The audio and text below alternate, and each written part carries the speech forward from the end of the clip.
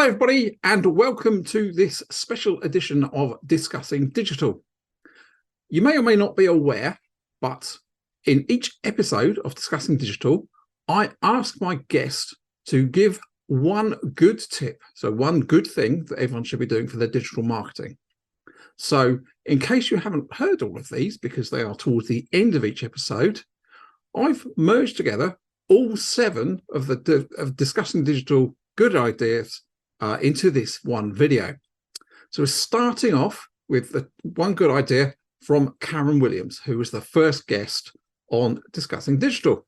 Again, it's about, I think the most important thing, Rob, when it comes to anything like this is knowing where you can turn to. So, for example, I've got someone who does the design for me.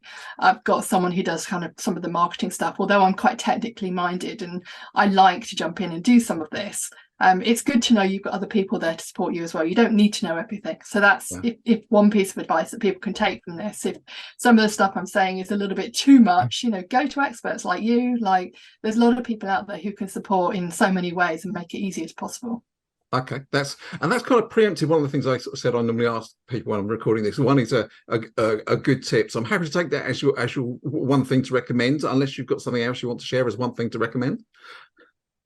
I think that's probably my one thing. That would be good. Okay. Yeah, it's I think if I had to add one more thing, it's just about raising your profile, especially when it comes to a book launch. Do what you need to do to raise your profile. Don't be afraid of doing lots of stuff, because actually you want your message to get out to as many people as possible. So you can have that bonus tip. Brilliant, excellent.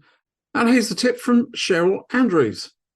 So my top tip of what to do is be yourself. And I also think that I want to add into that sometimes when I used to get told be yourself, it's like we've actually gone on a journey of trying to please everybody else for so long that we've forgotten who we are. So my thing with use your digital marketing to have fun discovering who you are. What do you want your words to say about you? What do you want your clothes to say about you? What do you want your photograph to say about you? Who do you want to be? And actually, you might not be being the person you really want to be right now, but your digital marketing will give you a lovely transformation journey to go back on. You can look at some of my photographs with my long hair and my deerstalker hat from 4 years ago versus now. You can see the transformation. So rather than be yourself, your authentic self, but if you don't like who you are, use social media and your digital marketing as a really playful journey to experiment and learn about who you'd like to be and how you want to show up. And here's the tip from Paul Newton. Good, do it. Don't worry about the quality of the kit you've currently got. Okay, I'm sat in front of a good camera now. My word, when Nuggets started, my camera was awful, my microphone was awful, everything. This stuff has been bought and upgraded because of the followers of Nuggets and of Mental Theft. Don't worry about the quality of kit. Get started. You can start it rubbish, you can upgrade it as you go. Seriously. And here's the tip that Alison Colley gave. I suppose it's to find what you're good at, what you like, the spaces you like to be in first. Don't necessarily think, okay, well, this is where everyone's at, so I'm going to go to that kind of platform if you don't like it and you're not engaged with it yourself. So I think you need to enjoy the platform if you're going to be doing content yourself.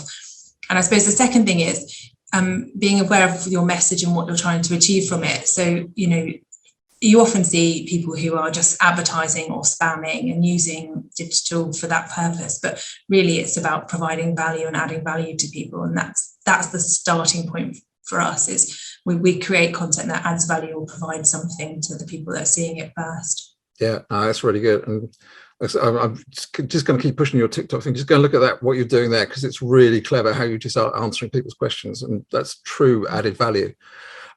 And here's Steve O'Neill's tip. My one good thing, I think, is think about mixing it up.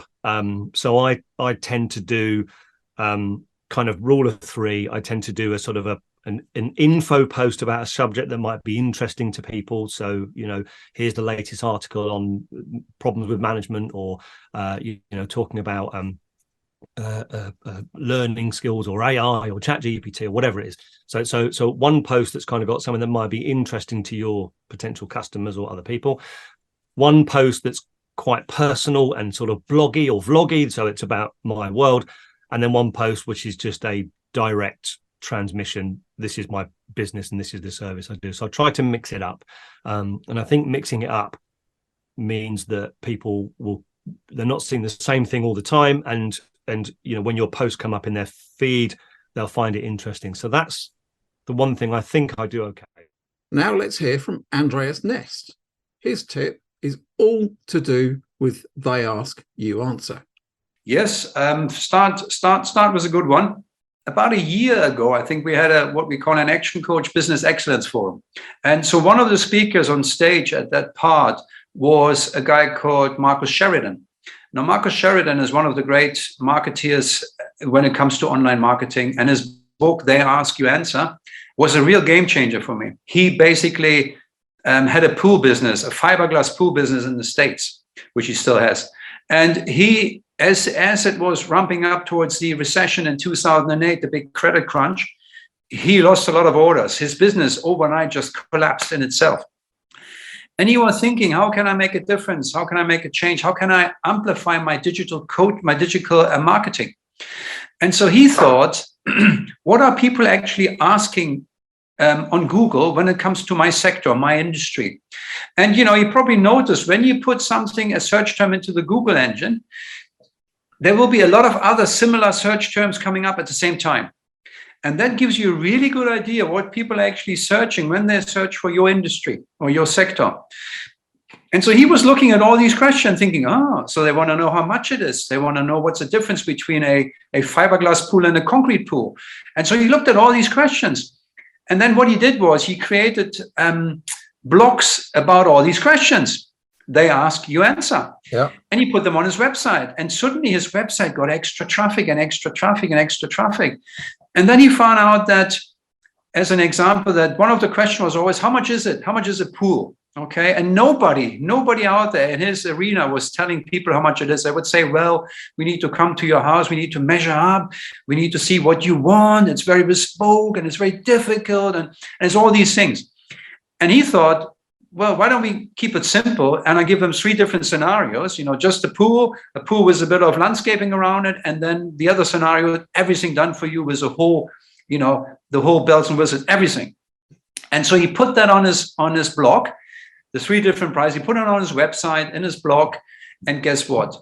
That blog post, just that one post, since he created it, right, created such a mass of traffic to his website. It's insane.